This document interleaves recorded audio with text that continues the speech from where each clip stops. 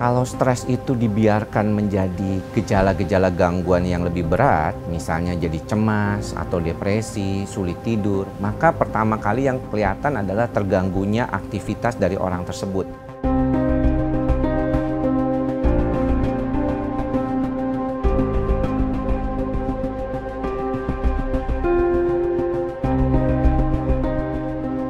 Halo, saya Dr. Andri, spesialis kedokteran jiwa. Selama 12 menit ke depan kita akan membahas mengenai kesehatan jiwa, apa yang perlu kita ketahui tentang kondisi kesehatan jiwa kita, dan bagaimana kita harus mulai peduli terhadap kesehatan jiwa kita itu.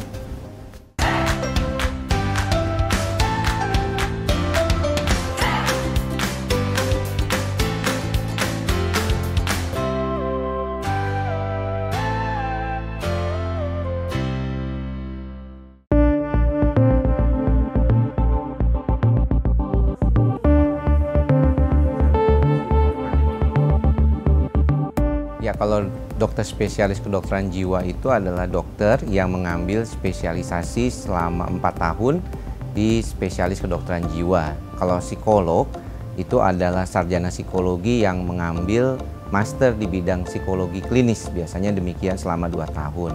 Jadi memang latar belakang kami berbeda, walaupun dalam pekerjaan kami saling membantu dan bekerja sama pada beberapa kasus pasien. Pasien yang datang ke saya biasanya adalah pasien-pasien dengan masalah-masalah gangguan kecemasan atau psikosomatik. Ya, biasanya kondisi psikosomatik itu adalah adanya gejala fisik seperti nyeri kepala, sakit lambung, yang disebabkan karena faktor-faktor psikologis. Jadi dalam pemeriksaan fisik klinisnya tidak ditemukan masalah sebenarnya, tapi orang itu merasakan sesuatu masalah.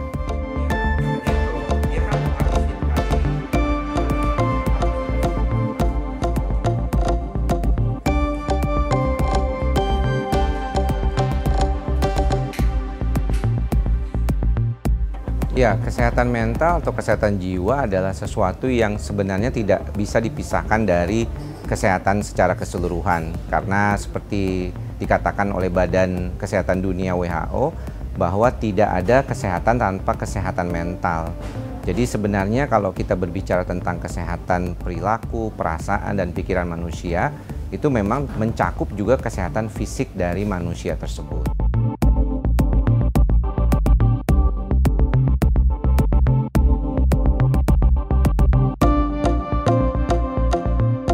Menarik kalau bicara tentang kejiwaan memang, karena sebagian orang mungkin tidak terlalu memahami gitu ya kalau mereka sudah membutuhkan bantuan. Tetapi yang paling penting memang adalah tentang kualitas hidup orang tersebut.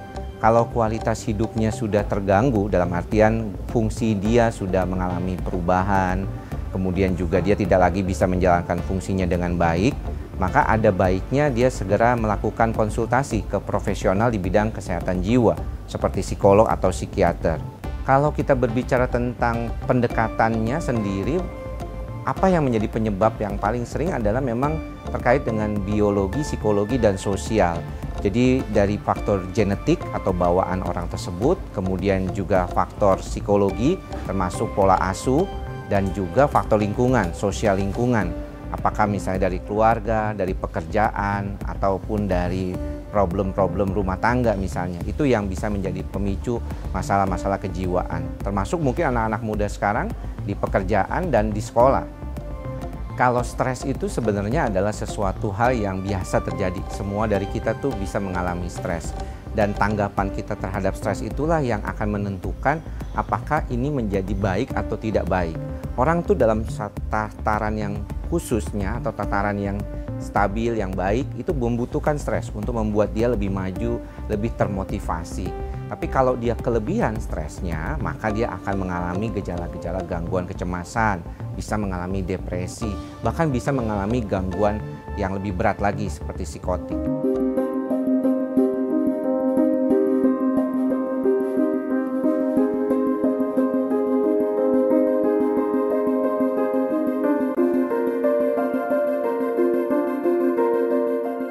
Masalah gangguan kejiwaan yang terkait pandemi ini memang cukup tinggi ya.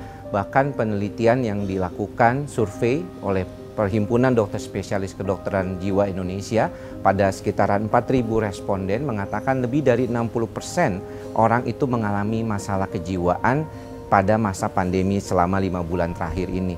Jadi kalau dilihat memang ini menjadi lebih dominan, bahkan gejala-gejala kecemasan dan depresi terjadi lebih pada 60% responden. Kalau kita bicara tentang bagaimana mengenali kesehatan jiwa kita, tentunya pertama saya selalu bilang kita harus terima apa adanya dulu. Jadi kita lihat dulu nih diri kita nih, apakah sifat kita, bagaimana perasaan dan perilaku kita terhadap situasi-situasi tertentu. Jadi dengan demikian kita bisa membuat diri kita tuh sadar sebenarnya kita tuh seperti apa. Dan untuk itu bisa dengan bantuan journaling, jadi menulis perasaan kita, pikiran kita pada saat kita melakukan sesuatu atau saat ada aktivitas tertentu. Nah yang kedua adalah bagaimana kita melihat kalau kita ini dapat stres, itu respon apa sih sebenarnya yang paling sering kita ungkapkan. Karena seringkali itu menjadi salah satu faktor penentu bagaimana kita beradaptasi terhadap stres tersebut. Nah yang ketiga adalah kita punya cara untuk membantu diri kita supaya lebih baik. Terutama bagaimana melepaskan stres itu sendiri. Ada berbagai macam cara, misalnya melakukan hobi, melakukan sesuatu yang menyenangkan, meditasi, relaksasi, latihan pernapasan. Itu hal-hal yang bisa dilakukan dan harus dilakukan secara rutin. Jadi tidak bisa cuma sekali-sekali. Kalau cuma sekali-sekali doang itu tidak ada manfaatnya biasanya. Nah yang keempat adalah tetap bersyukur ya, walaupun ini sesuatu yang klise, tapi sebenarnya ini adalah sesuatu yang perlu terus diperhatikan bahkan dari sejak bangun pagi.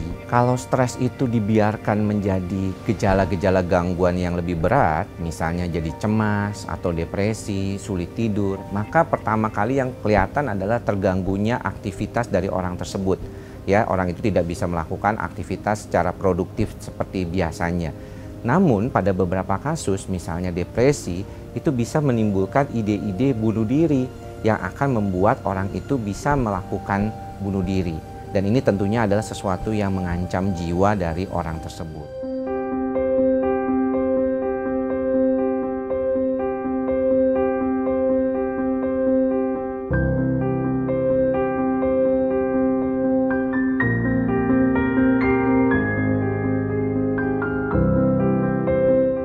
Support system atau dukungan dari sistem yang baik, terutama orang-orang terdekat seperti pasangan kita, orang tua, ya anak kita, atau bahkan teman dekat kita itu merupakan salah satu hal yang paling penting dalam tata laksana terapi maupun pengobatan pada masalah-masalah kejiwaan.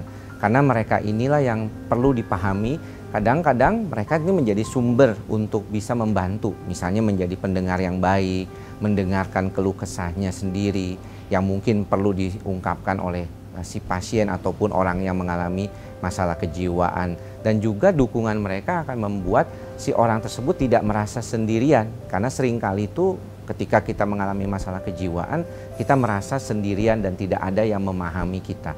Nah, pemahaman dari orang sekitar ini akan sangat penting tentunya ke depannya. Yang paling pertama ketika kita melihat adanya situasi yang melibatkan keluarga kita sendiri mengalami masalah-masalah kejiwaan, yang pertama adalah terima dulu itu. Ya, jadi kita harus accept itu dulu bahwa ada keluarga kita yang memang mengalami masalah kejiwaan. Nah, tadi saya sudah jelaskan masalah kejiwaan itu adalah masalah yang berkaitan dengan perilaku, perasaan dan pikiran manusia. Lalu ketika itu bantu dia kalau untuk mendapatkan pertolongan, misalnya ke psikolog atau ke psikiater. Atau jika dia masih mau menunda untuk pergi ke dokter jiwa atau ke psikolog, apa yang bisa kita lakukan adalah mendengarkan. Ya, bagaimana mendengarkan dia tanpa memberikan nasihat yang terlalu dini atau terlalu awal untuk mengatasi masalah-masalahnya. Terkadang orang itu cuma ingin didengarkan saja, tidak ingin dipenuhi ataupun tidak ingin diperbaikilah masalahnya, karena dia sebenarnya sudah tahu sendiri. Lalu kalau misalnya ketiga, sediakan support yang baik terkait dengan jangka panjang ya, kadang-kadang support ini harus jangka panjang. Karena pengobatan masalah-masalah kejiwaan terkadang tidak memerlukan waktu yang pendek, dia memerlukan waktu yang panjang, sehingga orang-orang terdekat perlu menyadari hal ini. Ini bukan seperti kayak ngobatin obat dengan antibiotik, dikasih obat antibiotik terus kemudian dalam 1-2 minggu mungkin sembuh. Terkadang butuh bulanan bahkan sampai tahunan untuk menemani orang-orang yang mengalami masalah kejiwaan.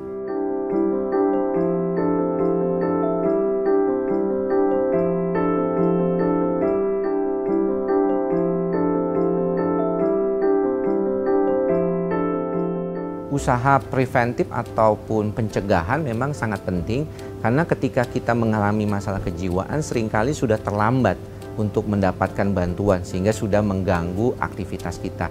Nah, hal-hal yang bisa dilakukan ialah mengenali diri kita sendiri dulu dan mencoba mencari keseimbangan antara hal-hal yang bikin stres, yang bikin kita nggak nyaman, dengan yang bikin kita nyaman atau yang membuat kita lebih less stres atau lebih berkurang stresnya.